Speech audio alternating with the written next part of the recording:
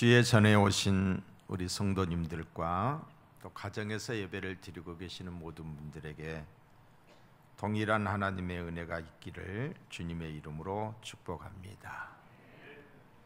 오늘 저는 말씀의 제목을 성공시키는 사람, 성경적으로 말한다라고 한다면 형통케 하는 사람. 자, 한번 따라 하실까요? 성공시키는 사람. 성공시키는 사람으로 성공하시기 바랍니다.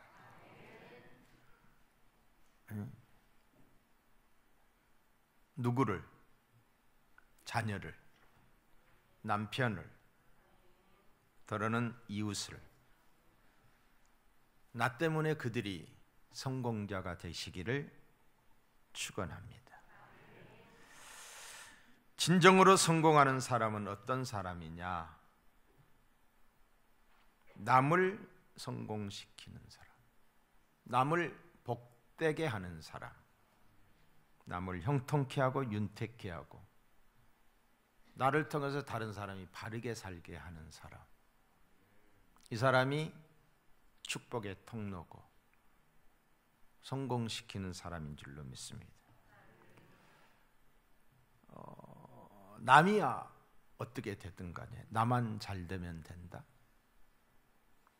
남은 죽든 살든 나만 살면 된다. 이런 사람이 성공자일까요? 세상적 기준으로 보면은 그런 사람이 성공적인 사람이 될 수가 있어요. 피해 혁명을 일으키더라도 권좌에 오르게 말하면은 성공한 쿠데타, 성공자가 되는 거죠. 수단과 방법을 가르지 않더라도 남의 것을 착취하더라도 부자가만 되면은 성공자. 세상적 기준이죠. 그러나 성경은 그렇게 말하고 있지 않습니다. 성공한 사람이 아니에요.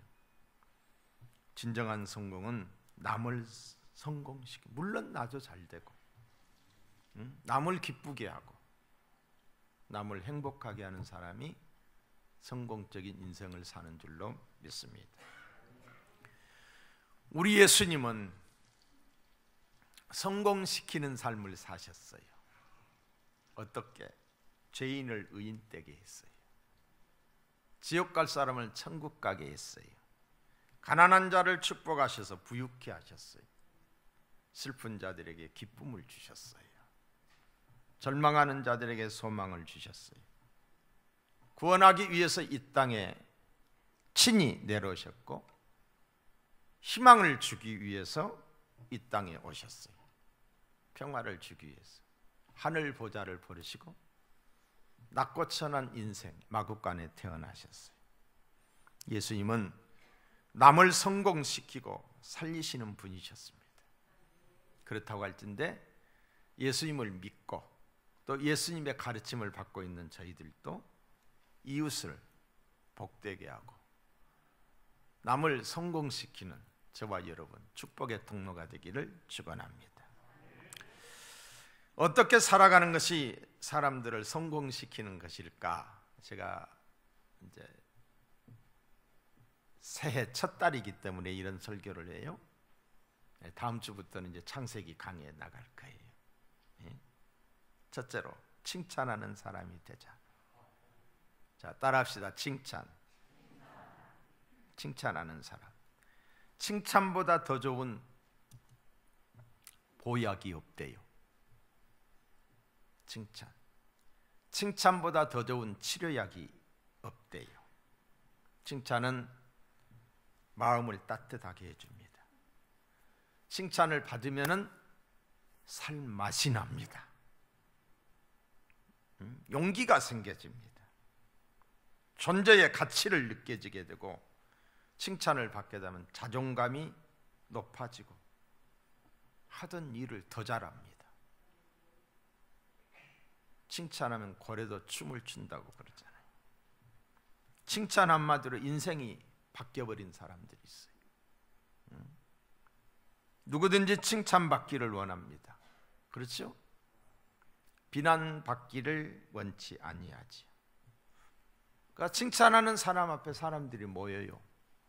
아무리 잘해줘도 그냥 비판하거나 자꾸 책망하거나 지적하게 되면은 그게 옳은 소리라 할지라도 그 옆에 사람이 별로 없어요. 외롭게 사는 거예요. 교회는 정죄하는 것이 아니라 칭찬해 주는 것이에요. 성도는 어떤 사람이 되어야 할까? 단점을 보고 지적하고 책망하기보다는 좋은 점을 보고 칭찬해 주어서 그 좋은 점 때문에 단점이 묻혀지게 해야 돼. 사람을 세워주는 방법 중에 가장 좋은 방법은 칭찬해 주는 거라는 거예요. 인정해 주는 거예요. 근데 못한다 하면 더 못해요. 경직이 돼서 더 못하는 거예요. 한국의 부모들은 보편적으로 그래왔어요. 칭찬을 잘하지 않는다는 거예요. 잘했을 때는 바라만 봅니다. 별로 표현을 하지 않아요. 칭찬받고 자라난 적이 없어요. 칭찬에 아주 인색하면서 잘못했을 때는 조그마한 잘못이라도 지나치게 나무라 합니다. 잘할 때는 입 다물고 있다가 못하면 혼내키는 부모님 때문에 자녀들의 가슴에 인정받지 못한 상처들이 많다는 거예요. 그래서 그런지 우리 한국 사회는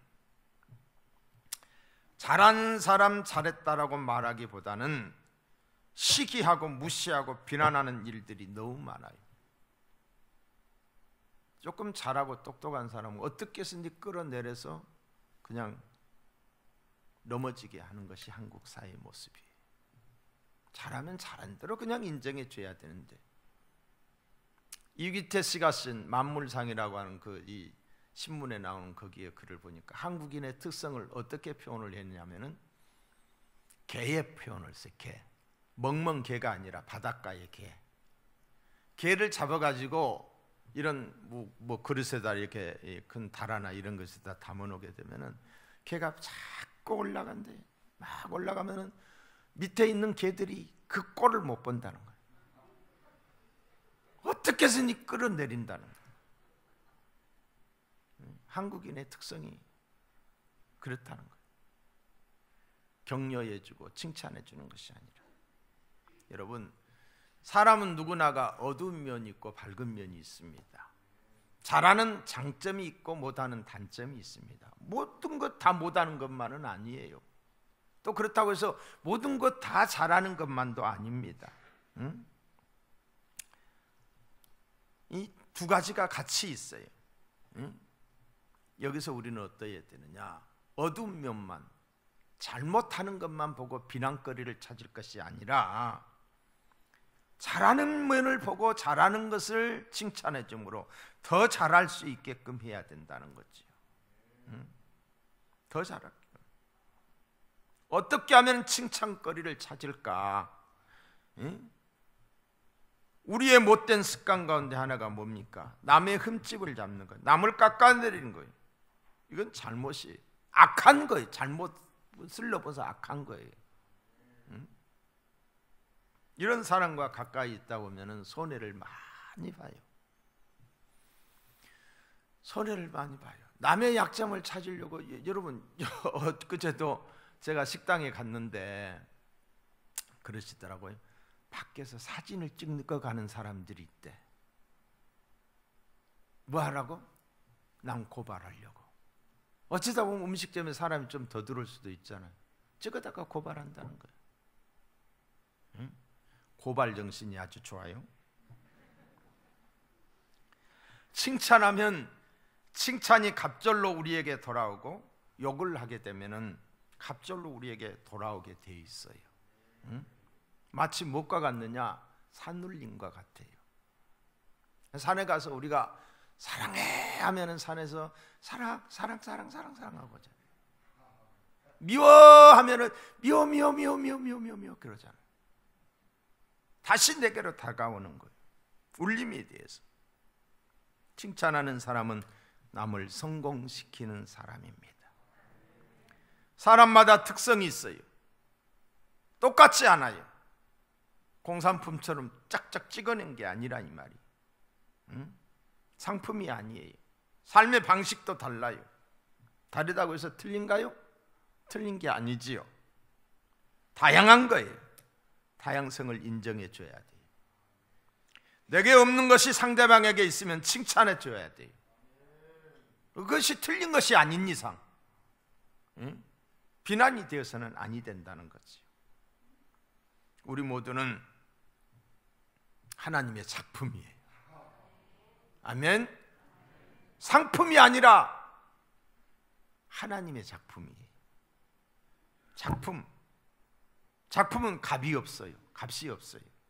우리 모두는 유일한 작품, 값을 정할 수 없어요. 그러므로 귀한 거예요.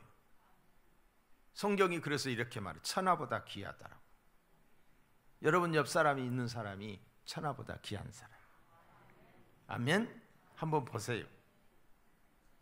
칭찬에 인색하지 아니하고, 우리가 칭찬할 때 그 칭찬을 받은 사람은 용기를 얻을 수 있어요. 힘을 얻어요. 자신감을 얻어요. 구원받고 은혜 받은 우리들이 할 일이 뭐냐? 주위에 많은 사람들을 칭찬해 줘요. 남을 행복하게 하는 저와 여러분이 되시기를 축복합니다. 저는 제 개인적으로 간절한 기대와 소망이 나에게 있어요. 그게 뭔지 아세요? 하나님의 칭찬이에요. 하나님 앞에 섰을 때 마태복음 25장 21절에 보시면 그 주인이 이르되, 여기서 말하는 주인은 누구예요? 하나님이시에요. 잘하였도다. 가슴 떨리는 소리. 하나님이 박 목사 잘했어. 모든 것이 다 묻혀질 거예요. 착하고 충성된 종아, 내가 작은 일에 충성하였으며 내가 많은 것으로 내게 맡기리니 내 주인의 즐거움에 참여할지어다. 부족한 종의 간절한 기대와 소망, 기도 제목이에요. 열심히 했다고 했는데 하나님 앞에 섰을 때에 네가 누구냐? 나는 너를 도무지 알지 못하노라. 주님이 몰라요. 바깥에 나가 이를 갈며 슬피 울미 있으리라.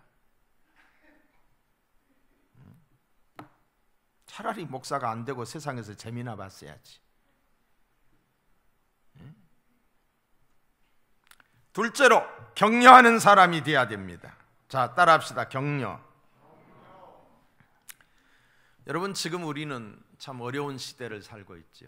특별히 이 코로나 때문에 얼마나 사람들이 서로 위축이 되어 있고 서로 경계를 하고 있습니까? 우리가 이때에 서로 성공하며 서로 행복하기 위해서는 서로를 격려해야 돼요. 남편은 아내를, 아내는 남편을 격려해 줘야 돼요. 자녀들도 고생하시는 부모를 바라보면서 격려해야 돼요. 그런데 철이 없어서 그거는 철이 들어야 알아. 제가 지나온 삶을 저도 볼 때에 철이 없었어. 그때 가만 생각하면 그때가 가장 부모님들이 어려웠을 때인데 철이 없었어. 철들기를 축원합니다. 격려하기에는 철이 너무 없어. 그래서 후회하는 거야. 이제서 후회하는 거야. 왜 몰랐을까? 또한 부모들도 우리 아이들이 너무 고생 많잖아요.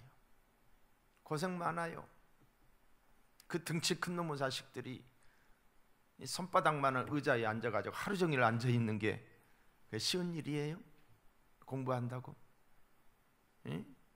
뿐만 아니라 아무리 해도 안 되는 이 기회가 주어지지 않는 우리 젊은이들, 부모가 어떠해야 돼요? 격려해 줘야지.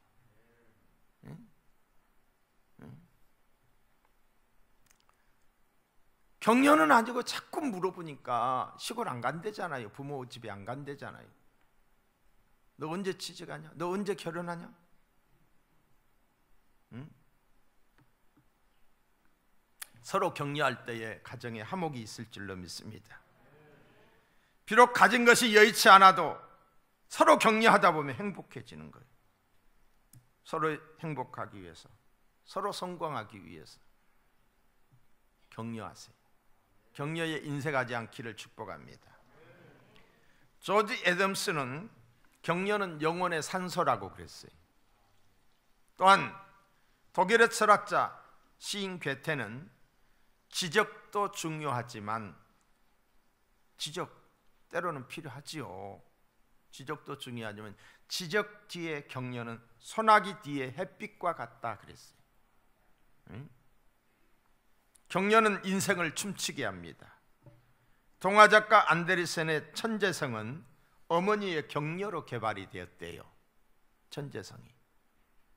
또한 알버트 아인슈타인의 창의성도 어머니의 격려로 깨어났다라고 그래요. 세계적인 고고학자 슐리만 박사는 아버지의 격려로 고고학자가 되어 트로이의 유적을 발견했다라고 그래요. 아버지가 격려를 해준 거예요. 너는 잘할 수 있어. 너는 얼마든지 할 수 있어. 격려는 잠자는 천재성에 기름을 부어주는 거예요. 격려에 인색하지 않기를 바랍니다. 미국의 한 소년이 살았는데 그는 말썽꾸러기였고 늘 부모의 걱정거리였습니다. 어느 날 할머니가 이 소년의 어깨에 손을 얹고 이렇게 말을 했습니다. 너는 성격이 쾌활하고 또 말을 잘하니 앞으로 하나님의 종이 되면은 많은 사람들에게 선한 영향력을 끼칠 수 있겠구나. 할머니의 이 말이 격려가 되었어요. 그래서 그는 신학을 공부하고 유명한 복음 전도자가 되었는데 그 소년의 이름이 바로 빌리 그레이엄 목사님이십니다. 빌리 그레이엄. 한마디의 격려가 세계적인 복음 전도자로 태어나게 된 거예요. 우리 모두는 격려가 필요합니다. 목사인 저도 격려가 필요해요. 목사는 여러분들을 기도와 설교로 섬기는 자잖아요. 더 이상 요구하지 마세요. 제명에 못 죽어요. 옛날에는 저도 개척을 할 당시에는 제가 다 했어요. 청소도 다 하고 모든 것 제가 다 했어요. 차량 운전도 제가 다 하고. 지금 이 상황에서 내가 청소하면 여러분들이 좋겠어요? 네? 저는 말씀과 기도로 여러분을 섬기는 거예요. 그런데 설교를 하다 보면은 성도들 보기가 민망할 때가 있어요. 왜? 잘 안 될 때가 있어요. 또 설교를 준비하는 과정에서 정말 힘들 때가 있어요. 항상 그렇지 않잖아요.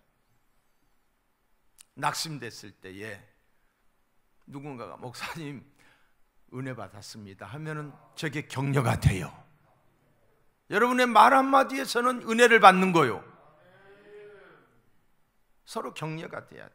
응? 예. 어느 분이 그런 글을 썼어요. 어느 목사님이 성도의 격려를 받고 뭐라고 썼냐면은 내 앞에서 안개가 걷히고 태양이 비추는 기분이 들었다.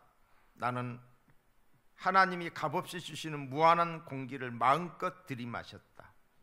항상 마시는 공기지만 공기의 맛이 다르게 느껴졌던 것. 뭐 하면은 격려를 받게 되면. 할렐루야. 사람은 누구나 격려가 필요합니다. 격려하십시다. 남편은 가장이니까 마땅히 그렇게 해야 된다라고만 생각하지 마시고 고생하는 남편을 보면서 격려해 줘야 돼요. 아내도 마찬가지잖아요. 작은 그 격려가 행복을 점화시키는 역할을 할 수가 있는 거예요. 격려하지 않고 뭐 네가 뭐 해준 거 있냐 막 이런 식이 되면 안 되는 거지. 히브리서 10장 23절로 25절을 보시면은 또 약속하시는 이는 미쁘시니 우리가 믿는 도리의 소망을 움직이지 말고 굳게 잡아 서로 돌아보아 사랑과 선행을 격려하며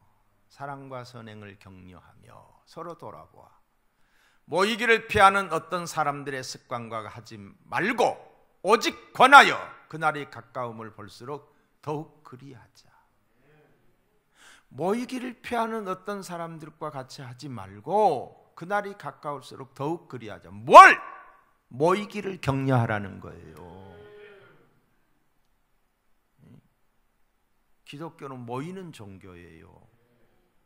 구약의 성막도 뭐라고 써져 있냐면 회막이에요. 회막, 모이는 장소. 교회, 회자가 모일 회자예요.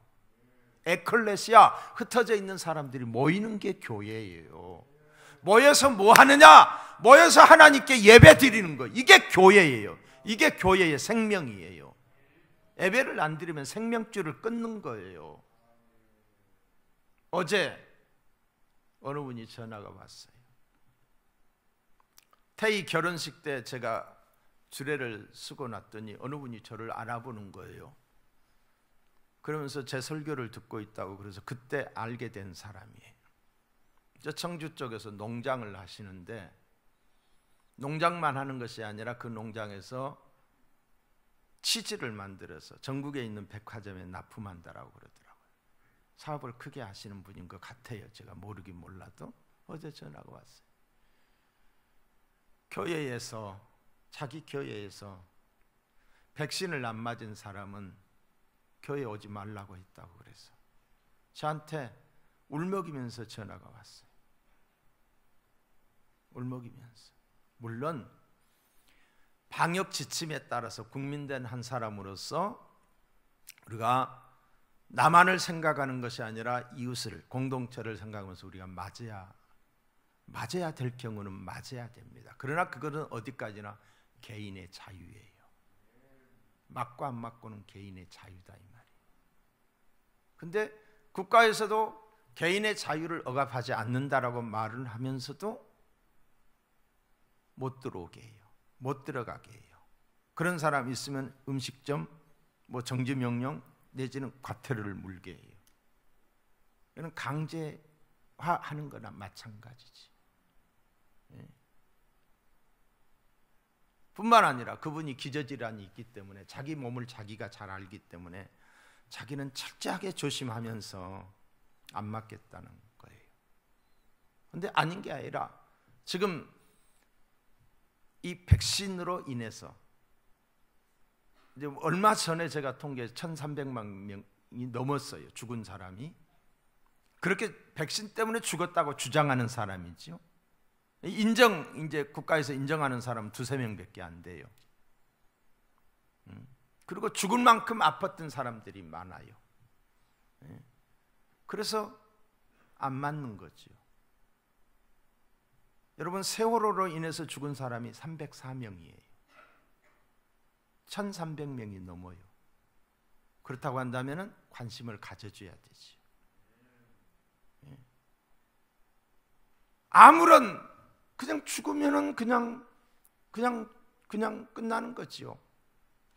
아무런 맞으라고 했으니까 맞았는데 거기에 대해서 이런 어려움이 있으면은 국가에서 조금만 도와줘야 되는데 그렇지 못하는 거지요. 안타까운 거예요. 그래서 안 맞는 거예요. 근데 교회에서까지 백신 안 맞은 사람 오지 말아라. 그리고 한쪽 구석지에다 조그마한 공간 마련해놓고 안 맞은 사람은 여기서 영상으로 예배드려라. 이렇게 하니까 이분은 교회에서 이제 예배를 잘 드리시는 분인데 어떻게 해야 되느냐 울면서 전화가 왔어요. 자기 농장에다 교회 하나를 짓고 싶다는 식이에요. 여러분, 우리는 하나님께 모여서 예배 드리는 데에 서로 격려해야 돼요. 어떻게 하면 돼요? 마스크 철저히 쓰고 손 잘 씻고 서로 이렇게 저기 하는데도 심하게 접촉하지 않고 조심스럽게 여러분들이 직장에 가서 근무하듯이, 경제활동을 하듯이 하나님 앞에 나와서 일주일에 한 번씩 예배드리는 사람들이 그 한 시간을 배려하지 못해요? 조심해서 하나님께 나와서 예배드리면 되잖아요. 모이기를 힘쓰기를, 격려하는 저와 여러분이 되기를 바랍니다. 초대교회는 모이기를 힘썼어요. 날마다 모여 기도했어요. 찬양했어요. 먹을 것을 나누며 함께 했어요. 우리는 예배와 교회의 공적인 모임에 잘 참석할 수 있도록 서로 격려해야 돼요. 이게 복받는 길이에요. 그런데 목사가 앞장서서 나오지 말라고요? 이상한 사람이. 청주에서 작은 교회가 아니에요. 큰 교회예요. 낙담하고 실패한 사람들을 격려해 줄 때 그 사람은 힘을 얻을 수 있어요. 영원한 실패나 영원한 성공은 없습니다. 누가 영원합니까? 모든 것이 과정 중에 있는 거예요. 그러므로 일시적으로 실패한 사람이라도 다시 용기를 얻어 재기하면 얼마든지 성공할 수 있어요. 특별히 좋은 일, 선한 일을 하다가 낙담한 사람들에게 힘과 용기를 주어야 할 거예요. 격려해 주어야 될 거예요. 공익 제보자들을 우리는 격려해 주는 사회가 돼야 돼요. 공익을 위해서 발박 깔아 뭉개버리는 것이 아니라, 다시는 그런 사람들이 없게끔 하는 것이 아니라 그런 사람들을 높이 평가하는 사회가 돼야 돼요. 우리 사회는 착하게 사는 사람이 성공하고 잘 살 수 있는 구조로 되어 있지 않은 것 같아요. 착하고 정직하게 살아가는 사람이 억울함을 당할 때가 있어요. 그럴 때 그런 사람들을 낙심시키지 말고 그런 사람들을 찾아가서 격려해 줘야 될 줄로 믿습니다. 격려해 줘야 돼요. 지금은 어려움 같지만은 어려움 뒤에 축복이 있습니다. 어려울 때 가서 격려해 줘야 돼요. 예수를 믿고 고통당하는 사람과 예수를 믿지 아니하고 고통당하는 사람이 달라요. 예수를 믿지 않은 사람은 캄캄한 굴을 지나는 거예요. 예수 믿고 구원받는 성도들이 당하는 아픔과 캄캄함은 굴이 아니라 터널. 조금만 지나가면 밝게 나오는 거예요. 우리는 꽉 막힌 굴 속에 있는 어리석은 자가 아니라 터널을 통과하는 자들이, 터널을 통과하면 새 역사가 시작되는 거예요. 터널을 통과하는 자들을 격려해야 하는 거예요. 서로 격려해야 해요. 힘이 되어줘야 돼요. 사랑은 나누면 나눌수록 배가 되고, 고통은 나누면 나눌수록 작아지는 거예요. 강 건너 불 보듯이 하지 마시고 남을 성공시키는 사람이 되기 위해서 격려하는 저와 여러분이 되기를 축복합니다. 격려한다라고 하는 말의 사전적 의미는 용기나 의욕이 솟아나도록 북돋아 준다라는 그런 뜻이에요. 그런데 성경적 의미는 뭐냐? 곁에 있다는 의미입니다. 곁에 있다. 그래서 성령님을 보혜사라고 말하는데 곁에 계신 분이라는 뜻이에요. 성령님은 우리 곁에 계셔서 우리를 인도하시고 보호하시고 가르치시고 위로하시는 분이, 격려자는 함께하는 자예요. 슬픔을 당한 사람, 억울한 일을 당한 사람, 마음속에 고통을 당하는 사람, 그런 사람들과 같이 있어주는 거예요. 거창한 말을 해야 격려가 되는 것이 결코 아닙니다. 그냥 같이 있어만 줘도 격려가 돼요. 같이 있어주기만 해도, 손 한번 꼭 잡아주고 사랑스러운 눈빛을 비춰줘도 격려가 돼요. 말을 많이 하는 게 아니라 서로를 격려하기를 힘쓴다면 세상은 달라질 거예요. 용기를 얻을 거예요. 행복해질 거예요. 많은 사람들이 성장할 것입니다. 많은 사람들이 자신감을 회복하고 아름답고 가치 있는 일에 다시 도전을 시작할 것입니다. 침체에 빠진 사람들이 영적으로 회복될 것입니다. 셋째로, 관용하는 사람. 자, 따라합시다. 관용. 용서하고 이해하며 관용할 줄 아는 사람입니다. 용서, 이해, 이게 관용이에요. 빌립보서 4장 5절을 보시면은 너희 관용을 모든 사람에게 알게 하라. 주께서 가까우시니라 그랬어요. 분명히 우리가 알아야 할 것은 악의가 없는 실수라든가 지혜가 부족함으로 인한 그 무엇에 대해서는 우리가 용서해주고 관용해주고 가르쳐줘야 돼요. 욱박지르면 안 된다는 거죠. 나중에 성장해요. 나중에 잘해요. 지금은 몰라서 그렇지 성장하면 잘하는 거예요. 누구보다 처음부터 완벽하게 잘한 사람은 없어요. 상대를 향한 관용과 이해는 상대를 성장하게 해주는 거예요. 실수했다면 용서해주고 관용해줘야 돼요. 나쁜 게 뭡니까? 실수할까 봐 아무것도 안 하는 거예요. 복지부동인 거죠. 일하다가 실수할 수 있잖아요. 여러분, 에디슨이 전구를 발명하는 데 있어서 한두 번 실수한 게 아니에요. 수백 번 실수했잖아요. 마지막에 가서 성공했잖아요. 수백 번 실패했지만은 실패자라고 말하지 않아요. 왜? 나중에 성공했기 때문에. 근데 그 어머니가 그를 격려해 줬던 거예요. 실수하고 또 실수했지만은 격려해 줬어요. 물질로 격려해 줬어요. 말로 격려해 줬어요. 참고 기다려 줬어요. 그랬더니 그가 성공한 거예요. 잘 하려고 하다가 잘못했으면 관용해 줘야 돼. 그런 사회가 되었을 때에 그 사회는 발전할 거예요. 살기 좋은 나라가 될 거예요. 밝고 맑은 환한 사회가 될 거예요.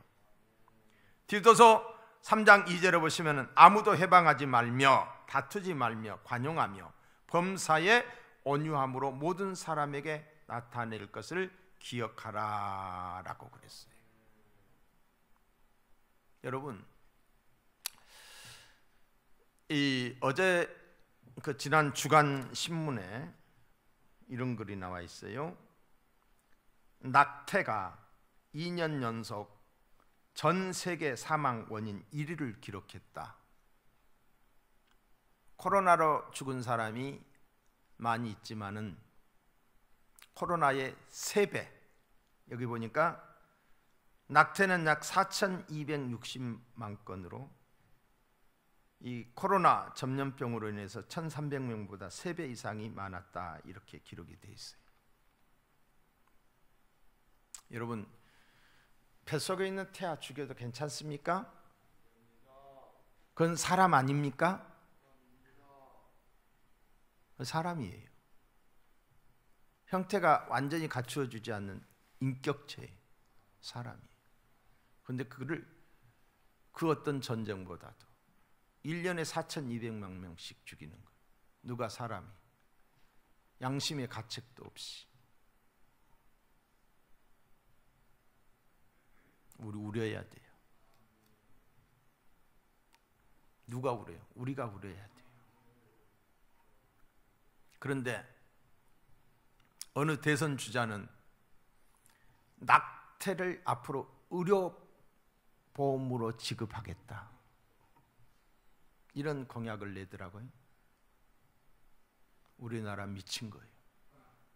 이래서는 안 돼요. 하나님의 무서운 진노와 심판이 있을 거예요. 안 돼요. 우리나라가 앞으로 누구냐, 여기 보면은 데이비드 콜먼이라고 하는 옥스퍼드대 교수는 얼마 전 인구 변화 예측을 통해 300년 뒤에 지구에서 사라질 첫 번째 나라로 한국을 지목했다. 5천만 명 인구가 2305년이면은 5만 명밖에 남지 않을 것이다. 그러니까 그때 당시의 추세보다도 더 빨라지는 거예요. 그때 당시에 1몇 %였을 때 발표했는데 지금은 우리나라 인구 출생률이 0.8몇 %로 떨어졌어요. 더 빨라진다는 거죠. 예? 국내 기관의 예상도 다르지 않다. 여기 보시면은 2014년 국회 입법조사처가 당시 합계 출산율 1.19명으로 예측한 결과, 1.19명이에요. 예측한 결과 한국 인구는 2074년에 3천만 명, 2136년에 1천만 명으로 줄어든 뒤 2256년에는 100만 명으로 급감할 것이고 2750년엔 나라 자체가 소멸된다. 이거는 우리나라의 통계예요. 얘 낳아야 돼, 안 낳아야 돼요?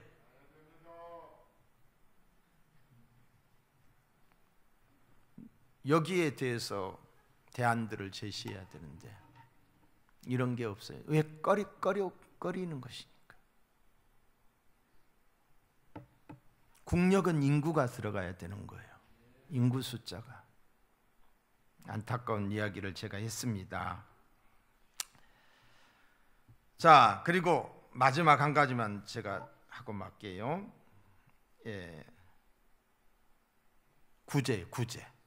구제가 남을 성공시키는 거라는 거죠. 나누어주는 사람이 돼야 된다. 진심으로 남을 성공시키기를 원하는 사람은 자신의 것을 나누어주고 베풀어주는 사람입니다. 사랑을 나누고 마음을 나누고 물질로.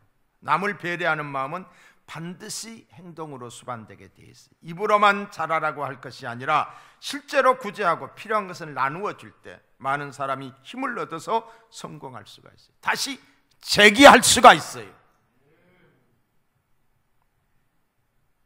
성공자가 되시기를 축복합니다. 구제는 남을 성공시키고 복받기 위한 중요한 원리가 되는 거예요. 그래서 오늘 본문, 제가 읽어드렸던 본문에 보시면은 흩어 구제하여도 더욱 부하게 되는 일이 있나니 과도히 아껴도 가난하게 될 뿐이니라. 구제를 좋아하는 자는 풍족하여질 것이요 남을 윤택하게 하는 자는 남을 성공시키는 사람이죠. 윤택하여지리라. 할렐루야. 우리는 남을 성공시키기 위해서 줄 알아야 돼요. 주님이 말씀하셨어요. 주는 것이 받는 것보다 복이 있다. 할렐루야. 주라, 그리하면 너희에게 줄 것이니. 주님이 하신 말씀이에요. 후히 되어 누르고 흔들어 넘치도록 하여 너희에게 안겨주리라. 누구의 말씀이? 우리 주님의 말씀이에요. 이 말씀이 여러분의 삶 가운데 실천되기를 주님의 이름으로 축복합니다. 마지막으로 복받는 비결은 기도하는 거예요.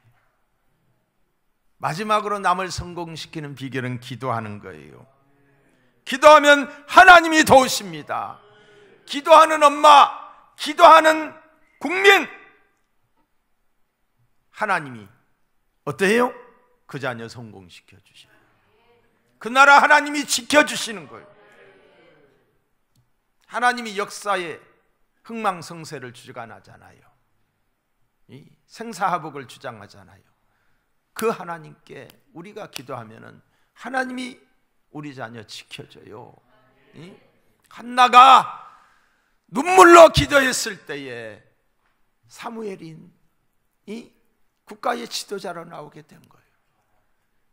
요게벳이 젖을 먹이면서 아이를 위해서 기도했을 때에 모세가 그 나라의 지도자가 되잖아요. 요한 웨슬리의 엄마 수산나가 자녀들을 위해서 기도했을 때에 감리교가 태어난 거예요. 내가 기도하노라. 조국이여 안심하라. 우리가 기도하면 하나님이 우리나라 지켜주시고 세계 가운데 선교 대국으로 통일한국으로 하나님이 축복하여 주실 줄로 믿습니다. 기도하십시다. 격려하십시다. 칭찬하십시다. 나누어 주십시다. 금년 2020년이 이렇게 살 수 있기를 주님의 이름으로 축원합니다.